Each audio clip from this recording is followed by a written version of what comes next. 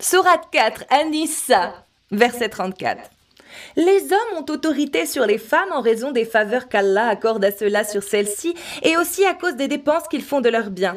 Les femmes vertueuses sont obéissantes à leur mari et protègent ce qui doit être protégé pendant l'absence de leurs époux avec la protection d'Allah. Et quant à celles dont vous craignez la désobéissance, exhortez-les, éloignez-vous d'elles dans leur lit et frappez-les. Si elles arrivent à vous obéir, alors ne cherchez plus de voix contre elles, car Allah est certes haut et grand. Mashallah! Nous allons pouvoir voir maintenant l'explication de ce verset donné par Ibn Kathir, l'un des plus grands savants dans l'islam sunnite, en tout cas en ce qui concerne l'explication des tafsirs, des versets coraniques. Que nous dit ce bon vieux Ibn Kathir? Allons-y. De par sa création et en vertu de la préférence que Dieu lui a accordée, l'homme a l'autorité sur la femme. Il est son maître qui la gouverne et la corrige quand il le faut.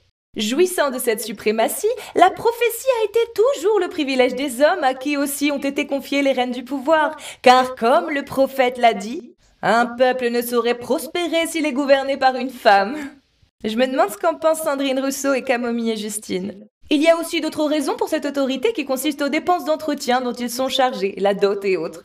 Les hommes, donc, ont une prééminence sur les femmes. Elles doivent leur être soumises comme Dieu les a ordonnées. Cette soumission se traduit par être bonne à l'égard des parents du mari et la garde de ses biens.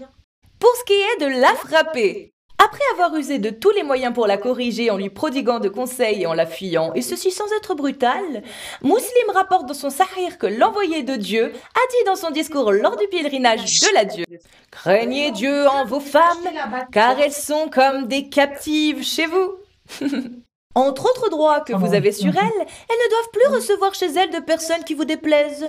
Si elles font cela, frappez-les, mais sans les brutaliser. Par contre, vous devez leur assurer la nourriture et l'habillement selon la coutume.